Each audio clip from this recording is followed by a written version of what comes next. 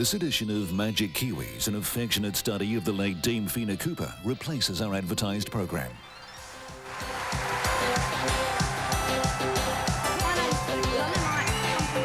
The people out there. Get behind. Mount Everest has been conquered by members of the British Empire. The judge wins it for New Zealand.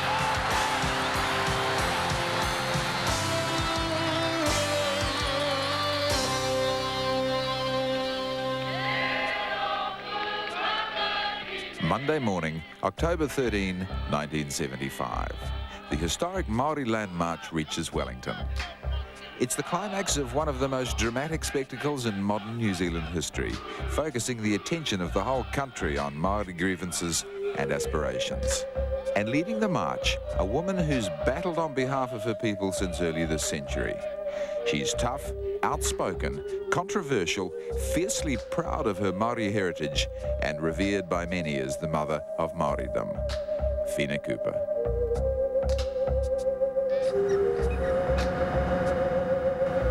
To understand what drives Whina Cooper, you have to come here to this remote corner of the Hokianga in Northland. This is the home of Whina's ancestors, and Whina was born and raised here too. It's the spiritual base of a woman of extraordinary vision and energy. This land is ours. To Parliament. And stick the Parliament in Parliament. Country planning, public works, heart to mama. This land is ours. We are awake.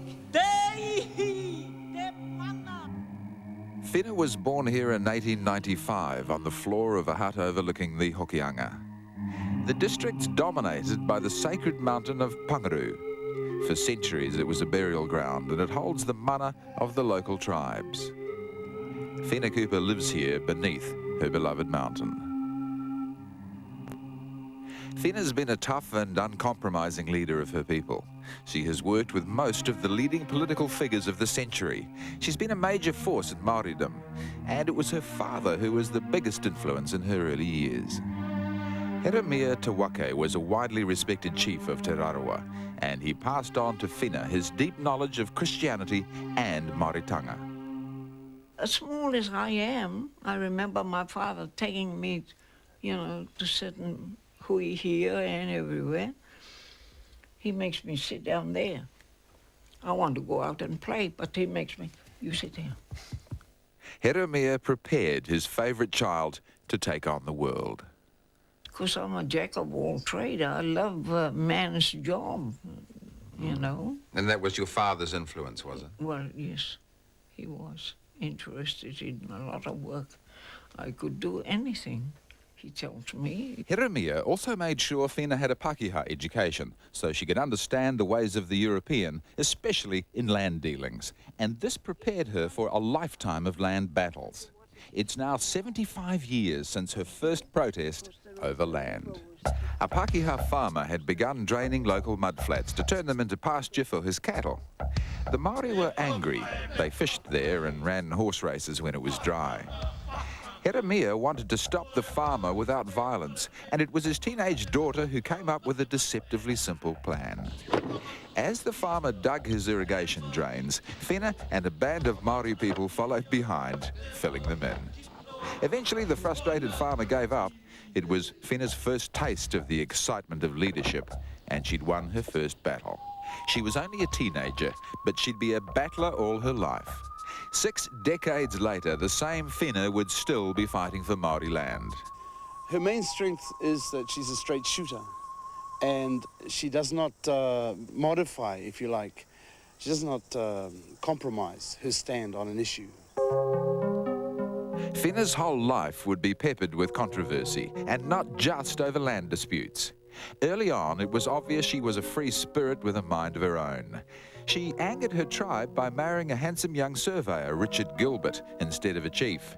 And on the marae, where traditionally women didn't make speeches, Whina was a trailblazer. She insisted on having her say. This often got her into hot water. It's not because I want to be it. No, it's just showing what I know. Surely, everybody is able to express their views. It's inevitable that someone who is as large as she is and who strides through life with such gigantic footsteps should tread on some people and upset some people. She has visions about what she wants to accomplish and what she wants her people to accomplish, and she sets her sights on those visions, and she doesn't stop until she's overturned things to achieve those visions. She was a farmer and businesswoman. She ran the local store, exported and imported. She organised working bees for other farmers, coached rugby as well as netball, raised a young family, and was a dedicated worker for the Catholic Church. In the Hokianga, her energy and enthusiasm were legendary. She was the uncrowned Queen of the North. In 1932, she was invited to a big conference of Maori leaders where the Minister of Native Affairs, Sir Aparana Ngata, was launching his Maori land development scheme. Whina respected Ngata, and typically she got stuck in, boots and all. She rallied the Hokianga people and supervised the clearing and fencing of farms. Whina, the motivator, was in her element. We have God's laws.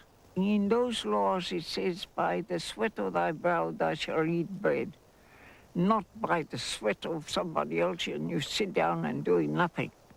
But tragedy and controversy were never far behind. In 1935, her husband Richard died, and Whina, the staunch Catholic, outraged the community by running off with a married man, William Cooper. They lived in self-imposed exile and raised 4 children. Eventually, they married and returned home to Pangaru for several happy and busy years. In 1949, William Cooper died suddenly. But despite her grief, Whina wasn't crushed. Even at 55, she was full of energy and ready for new challenges. Whina decided to leave her beloved Pangaru and join the thousands of Maori who were shifting to the big city. She always had the knack of being in the right place at the right time, and Auckland was where the action was. The Queen of the North was about to move onto the national stage. In 1950, Whina Cooper joined other Maori leaders at the funeral of the revered Maori leader, Sir Aparana Ngata. In his last years, he'd witnessed a major social change for Maori people. Until now, most of them had lived in the country, in their own communities with their own values and customs. But during and after the war, the big migration to the cities began. Thousands of Maori people crowded into Auckland. Among them, Whina Cooper and her 4 children. They lived here in Grey Lynn, and it wasn't long before she made her presence felt. The flow of the Maoris into the city, when they came there, I know what to do. The Maori Women's Welfare League was set up in September 1951, and their first president, Whina Cooper from Hokianga. She would hold the job for 6 tough years, helping Maori women adjust to life in the cities. But that first day, she admits she was overawed. In my lounge, I had that Our Lady there, that statue. When I came back being elected, I knelt down in my knees before her. And I said, now, Our Lady, you are the Mother of Christ. Now, I'm going around the whole of New Zealand to talk to the mothers. And could you help me?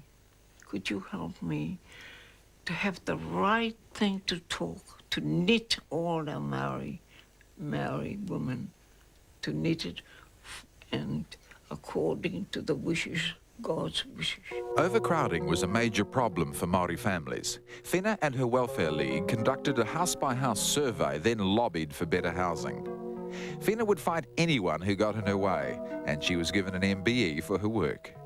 Although later the Land March would make her famous, her relentless battling for Maori families in the 50s was perhaps her most important role. She was there in the city, getting facilities ready for them and starting to hammer on the doors of central government and local government to have changes made. She would always go to the top to get things done. Successive prime ministers can vouch for that. The wisdom of her years gives her a mana among her own people and among the Pākehā. They'll listen to her, and she talks sense. She has known prime ministers and she's known governor-generals, and she doesn't want to waste time hanging around with anyone below that level. so that she has been able to do some quite extraordinary things. In 1974, that work was recognised. She was awarded the CBE. She'd been very ill. She was nearly 79 years old, and Whina was ready to go to heaven. But she dreamt that God wouldn't let her. I swore then, God is coming. And he's not so tall. He wasn't very tall. He had his whiskers, you know, mustache right down here. And, oh, I could hardly see because of his eyes. It was, ooh, glittering like that as he approached me. And I go, oh, this is God. Come closer to me. And he asked me then, what do you want? And I said, God, I want to come to heaven. And he went. He said to me, you have much more to do. And I was disappointed right away that I can't go to heaven. Her dream gave her new strength, and she would need it. The historic Land March was yet to come. Waitangi, where the much-debated treaty was signed in 1840. Despite the treaty, Maori continued to lose their tribal lands, and in 1975 an organisation was set up to campaign for Maori land rights. Most of its members were young, but they chose as their leader a woman now in her 80th year, Whina Cooper. Kei te mohi o hau ki te taitokerau. Ko te tai iwi puhai hai te ni. Hai! We are marching to Parliament and no more land to be sold. Once more, Whina had a cause. Once more, she was the right person at the right time. She articulated the group's vision. She even wrote the words of their theme song.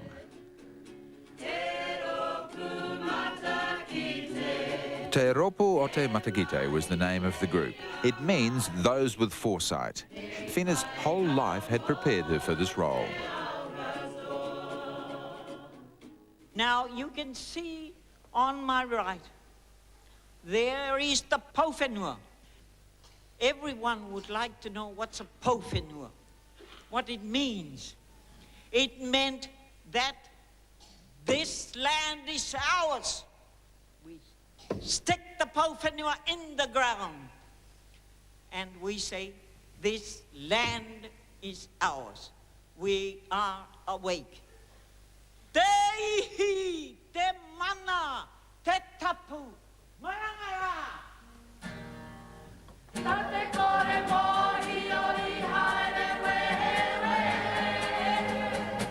They went out to marae all over the North Island to rally support. Whina's plan was to march the length of the North Island in a highly visible but peaceful protest. Images from the march would become symbols of Maori determination not to part with any more land. The small band set off from the far north on September 14, 1975. In 30 days, they would trek 1,100 kilometres to Parliament. They were making history.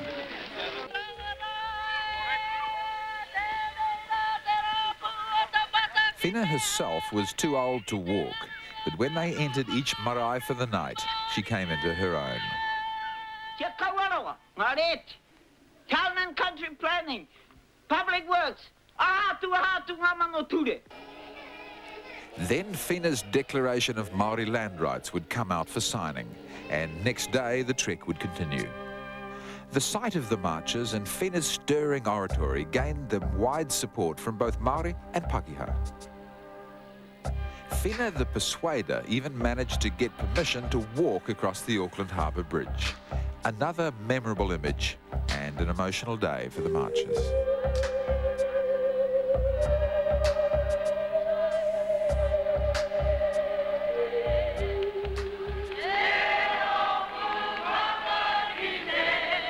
The march took the Maori land issue into the very heart of the Pakeha world. Whina wanted the Pakeha to know how the Maori felt about land. Because we think that the Pakeha treat the land as commercial. way of looking at it. But we, the Maoris, is the soul. And the news is the head of the Maori land march near Wellington. Our reporters say the column now seems to number in excess of 4,000 people. Entering Wellington was the climax. The nation's eyes were on them. The next day, there would be arguments and factions. A splinter group would set up a tent embassy in front of Parliament, and on Christmas Eve, the newly elected Muldoon government would call in the police to remove them. But this day, Whina's blend of prayerful inspiration and iron discipline was still holding them together. October 13, 1975 belonged to her. After the land march, other groups took up land claims with renewed vigour, and Whina headed north to where it had all begun. But living the quiet life in Northland didn't mean Whina was about to fade into obscurity. She would continue to pursue her lifelong passion, the retention of Maori land. The land march was over. Another era had ended. Whina Cooper shifted back to remote Pangaru, but she kept a high profile. Although she was old and often in pain with arthritis, the fire was still there. Whina would regularly emerge from this tiny hideaway to sally forth on some new crusade. As the Maori people arrived at the Court of Appeal for today's hearing, the message was simple. Honour our Treaty of Waitangi for today and future generations.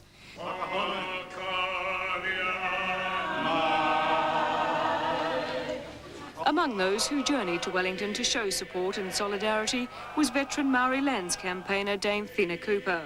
The issue's so important she was determined to make the journey despite being unwell. On the marae or in the courtroom, Whina used her considerable mana to battle for Maori land, for fishing rights, for Maori language and culture, and for harmony between Maori and Pākehā. That is my wish, that the two races come together as soon as we can. Like many of our elders who have gone, they had this quality, this real understanding, the empathy with both peoples. That, okay, it hasn't been happy under the treaty, but let's look at a real way that we can forge together using the treaty as a basis for our cooperation. Whina used humour to diffuse racial tension, and only someone with her mana could get away with some of the outrageous things she said. All I hear, you people, you know, as I pass, as I go to everywhere, how are we going to get rid of these Pākehās, taking all our land and all this kind of thing? I said, the government may have policy, so have Whina. I have a policy too. Now, I would tell you my policy, how to get rid of these Pākehā. Marry them. That's the only way to get rid of them. All the old queers came along. Whina, what are you talking now? In 1981, she was the driving force behind the new marae complex at Pangaru. The same year, she was made a Dame Commander, and even as Dame Whina, she was still concerned about local as well as national issues. Admirers in the big city might be calling her a woman of vision, even comparing her to Mother Teresa, but the affairs of tiny Pangaru remain important to her. Whina has a minder these days, Eddie Kawiti, her great-nephew. He's with her constantly, whether she's meeting the Prime Minister or some of her small relatives in downtown Pangaru. Nearly everyone here is related to Whina, and she takes a lively interest in them all. You like your teacher?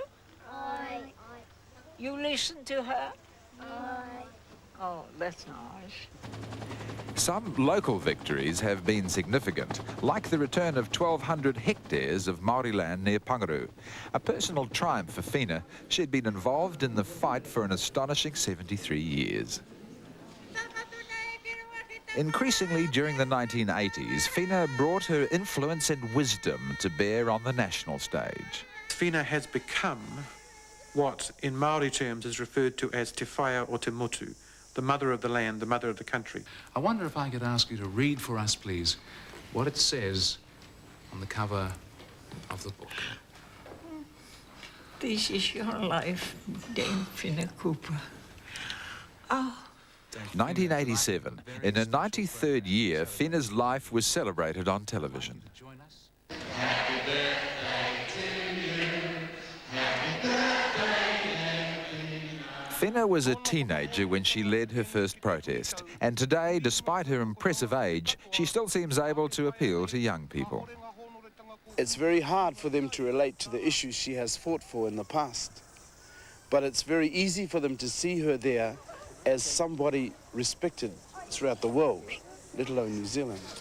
A Maori, an old Maori lady who still knows what she's talking about at the age of 95, up front, and that's a role model, and that's her value. In 1989, Whina was made a member of the United Nations Global 500, a prestigious roll of honour for people who've contributed to the world environment.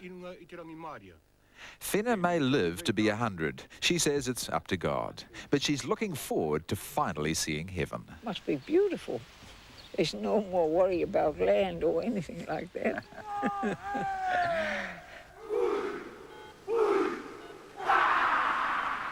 The opening of the 1990 Commonwealth Games, watched by millions around the world, gave Whina her biggest audience yet. She didn't waste the opportunity. E ngā iwi o te ao, tēnā koutou, tēnā koutou, tēnā koutou. To the people of the world, I greet you to Aotearoa, to New Zealand.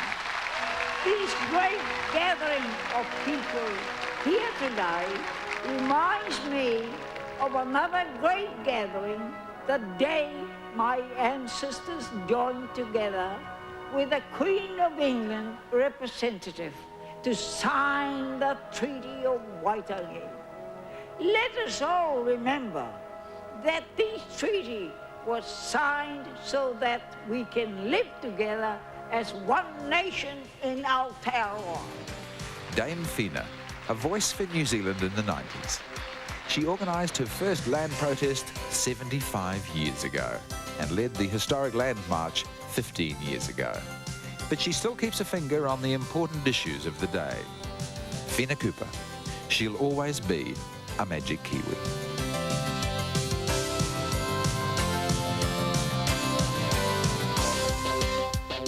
That edition of Magic Kiwis profiling the late Dame Whina Cooper replaced our advertised programme.